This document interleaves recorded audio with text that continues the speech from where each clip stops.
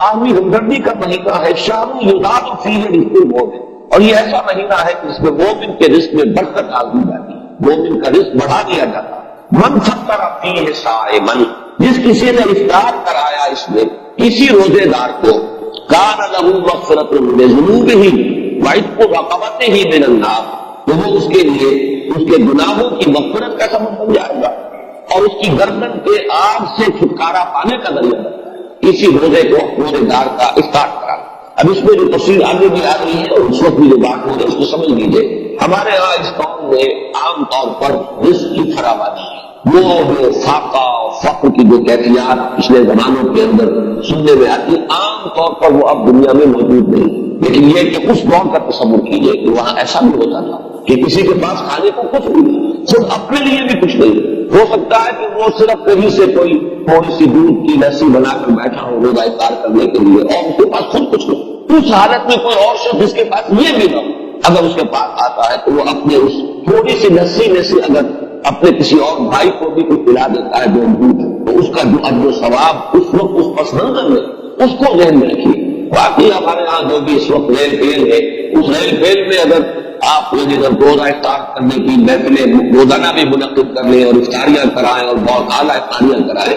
تو اس کو اس حساب میں شمار کریں۔ بارہ وہ اپنی جگہ پر ہے، جو انسان احباب کے ساتھ محبت کے اضافے ہی کے لیے کرتا ہے اور وہ محبت خالص اللہ کے لیے، اللہ کے دین کے لیے، اس کا اپنی جگہ پر اجر و ثواب ہوگا۔ لیکن یہ جو اجر و ثواب یہاں بیان ہو رہا ہے اور جس درجے کا اجر و ثواب بیان ہو رہا ہے اس کے لیے اس قسم کے پس منظر کو سامنے رکھنا ضروری ہے، ورنہ یہ بہت مبالغہ کا معلوم ہوتا ہے ایک دوسری بات کے اوپر اتنا بڑا اجر و ثواب۔ لیکن اس کو اگر اپنے اوپر انسان تعریف کرے، جیسا کہ آتا ہے بہت سے صحابہ کے بارے میں، انہیں تو فاقے ہوتے اور کئی وقت کے فاقے، اصحاب صفہ خاص طور پر، کہیں سے کچھ آ گیا ہے تو کھا لیا ہے، نہیں آیا ہے تو کئی وقت کے فاقے ہو رہے ہیں۔ حضرت ابو ہریرہ فرماتے ہیں رضی اللہ تعالیٰ، کیونکہ وہ بھی اصحاب صفہ میں شامل تھے، کہ ایسا بھی ہوتا تھا کہ کئی وقت کے مسلسل فاقے کی وجہ سے وہ شکاری ہوتا، لیکن لوگ یہ سمجھتے تھے کہ شاید انہیں مردی کا دورہ پڑا، لہٰذا وہ گردن پر پاؤں رکھتے اور دباتے۔ یہ کیفیت بھی وہاں پر کیونکہ اللہ تعالیٰ نے جو نظام محمد رسول اللہ صلی اللہ علیہ وسلم کو دیا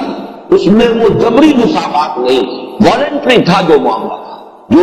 جو زکوٰۃ ہے وہ فرض ہے، لیکن یہ کہ باقی صدقہ خیرات اپنے رزق میں دوسروں کو شامل کرنا وہ لوگوں کے اپنے جذبے پر چھوڑ دیا، لہذا وہاں انصار کے عام طور پر یہ نہیں تھا کہ اسی قسم کے حالات پورے مدینے میں تھے۔ وہ واقعہ کیا آتا ہے کہ خود حضور صلی اللہ علیہ وسلم کو کئی وقت کا فاقہ تھا، لیکن ظاہر بات ہے کہ حضور کسی کے سامنے دس سوال دراز کرنے والے تو نہیں تھے، اتنے میں حضرت ابو بکر آ جاتے ہیں، ان کی کیسے دی ہوئی ہے حضور نے دیکھ لیا، چہرے سے عشرے سے اندازہ ہو جاتا ہے کہ فاقہ ہے۔ حضرت عمر آئے، ان کا حال یہ کہ حضور پھر ان دونوں کی وجہ سے اٹھے، ان کو لے کر ایک انصاری کے باغ میں پہنچے۔ اب ان انصاری صحابی کی ہی بنی کہ وہ تشریف لائے، دوڑے فوراً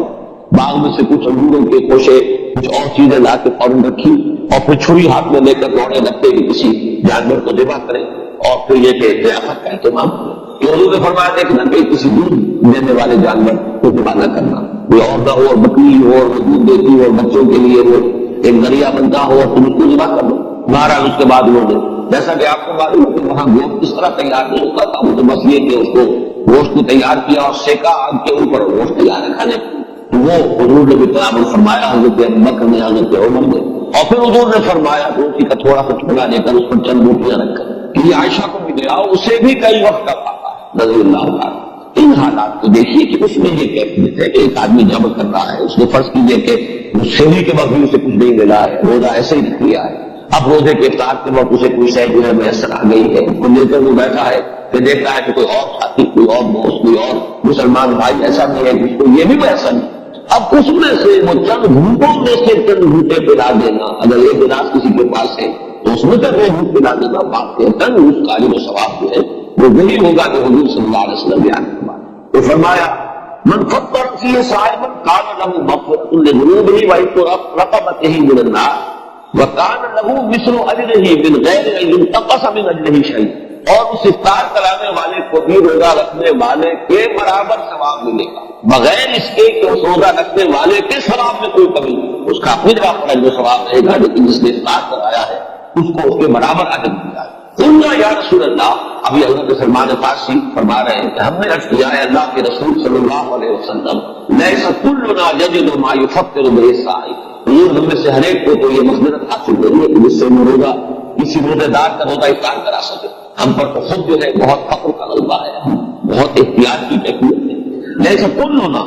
یجد ما یفطر به الصائم فقال رسول اللہ صلی اللہ علیہ وسلم، ارشاد فرمایا اللہ کے رسول صلی اللہ علیہ وسلم نے، یؤتی اللہ ھذا الثواب، اللہ تعالیٰ یہ ثواب عطا فرما دے گا اس شخص کو بھی، من فطر صائما علی منقطع الامل، جس نے کسی روزے دار کا روزہ افطار کرایا کسی لسی کے دودھ پر، اور شربت من ماء، یا پانی بھی کسی وقت اس قدر کمیاب ہو جاتا ہے کہ پانی ہی نہیں ہے تو پانی میں سے بھی کسی کو حصے دار بنا لیا ہے تو وہ اس کو ومن اشبع صائما سقاه الله من حوض شربۃ لا يظمأ حتى يدخل الجنہ، اور جو شخص کسی روزے دار کو پیٹ بھر کر سیر ہو کر کھانا کھلائے گا اس کو تو اللہ تعالیٰ میرے حوض سے، حوض کوثر سے پلائے گا، سیراب کرے گا، اور اس طرح سیراب کر دے گا کہ پھر جب تک وہ جنت میں داخل نہیں ہو جائے گا اسے پیاس کا احساس نہیں، یعنی اس درجے سیری کا احساس ہو جائے گا کہ اللہ تعالیٰ جب تک کہ جتنے مراحل ہیں یوم حشر کے اور اس کے مختلف مراحل و مدارج، وہ آپ کو معلوم ہے یوم یجعل الولدان شیبا السماء منفطر به كان وعده مفعولا، وہ دن کے جس کے شرائط ایسے ہیں کہ بچوں کو بوڑھا کر دینے والا دن ہے، تو اس دن پھر پیاس نہیں لگے گی اس شخص کو جس کو اللہ تعالیٰ میرے حوض سے پلائے گا. تو فرمایا کہ جو کسی صائم کو پیٹ بھر کر کھانا کھلائے گا روزے دار کو، سقاه الله من حوض شربة لا يظمأ حتى يدخل الجنة وهو شهر اوله رحمة. یہ جو مہینہ مبارک ہے اس میں 3 عشرے، پہلے عشرے کے بارے میں فرمایا وہ اللہ تعالیٰ کی رحمت کا مسئلہ، وأوسطه مغفرة، اور اس کا درمیانی عشرہ وہ گویا کہ اللہ تعالیٰ کی طرف سے مغفرت کا پروانہ لے کر آتا ہے، وآخرہ عتق من النار، اور اس کا آخری عشرہ وہ تو گویا کہ آگ سے مستقل چھٹکارا پا جانے کا پروانہ. ومن خفف عن مملوکہ فیہ غفر